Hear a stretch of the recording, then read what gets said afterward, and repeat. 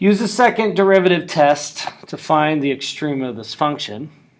Well, we got to find the first derivative to even find if there's going to be an extrema at all. So the first derivative is going to be 3x squared plus 6x. And we know that anytime you have a max or a min, it's going to be 0. The derivative is going to be 0. So I'm going to set the derivative equal to 0 to find my maxes or mins. So if I set this equal to 0, I end up getting 0 equals 3x, x plus 2. All I did was factor. So what makes this 0, if I use the zero product property, is going to be 0. What makes this 0 is going to be negative 2. So these will be either my extreme or a turning point or an inflection point or something else. But in order to know what these are going to be, I need to find my second derivative. So I'm going to take my second derivative. And my second derivative is going to be, well, it looks like it's going to be 6x plus 6. Now, we are going to set this equal to 0. So you end up getting 6x plus 6 equals 0. So you get 6x equals negative 6, so x equals negative 1. So right here at negative 1, we are going to have an inflection point. Remember, where the double derivative is 0 is going to be an inflection point. Then I need to check somewhere over here and check somewhere over here. So if I check somewhere over here, let's say negative 2, into my double derivative, remember this is my sign chart of my double derivative, I'm going to plug negative 2 into here. So negative 2 times 6 is negative 12, plus 6 is going to be negative. And then 0 is going to be positive 6, which is going to be positive. What this says, since this is the double derivative, this is an inflection point, which means it's going to go from concave down to concave up. Concave down means it's going to be a frowny face. This is concave down. Over here, it's going to be concave up. So 0 is going to be on this side of negative 1, which means it's going to be on this concave up part. So 0 is going to be right here, which means 0 is going to be a min.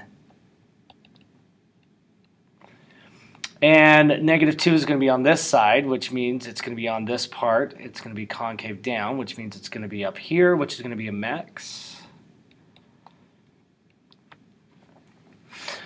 All right, so let's write down our things. And then also, if you realize it's a cubic, which means it's going to come down from here and it's going to come up from here, which means I'm not going to have an absolute max or min, so these are both going to be local. So we have a local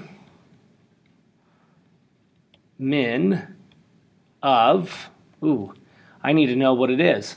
So I'm going to plug 0 into here, into my original, remember, because we're trying to find the min and max of the original. So I'm going to plug 0 back into here, and we end up getting negative 2. So local min of negative 2 at x equals 0, and a local max of something at x equals negative 2.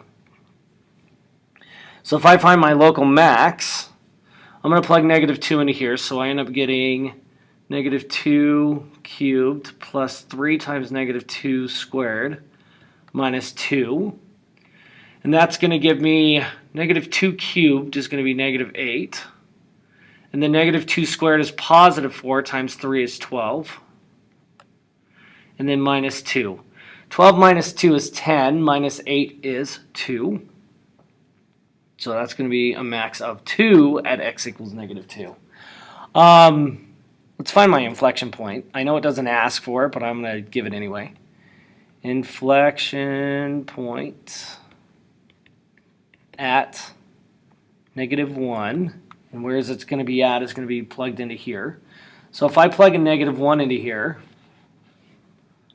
I'm going to get negative 1 plus 3 times negative 1 squared, which is positive 1 times 3 is 3, minus 2. Negative 1 plus 3 is 2. Minus 2 is 0. So if I decided to graph it, I actually have a lot of information. So if I graph this, and you know what, I'm going to get rid of all this.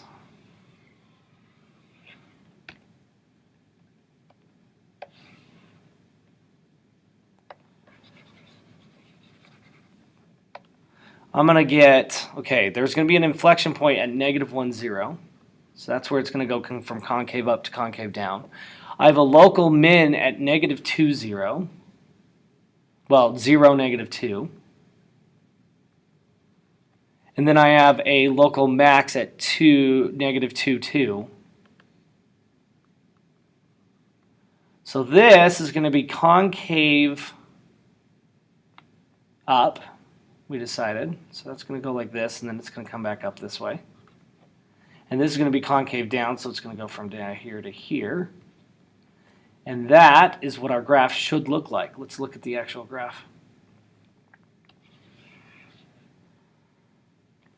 So we have a min at 0, negative 2, which we said. And then at negative 2, 2, which we have here. And then we have an inflection point right here at negative 1, 0.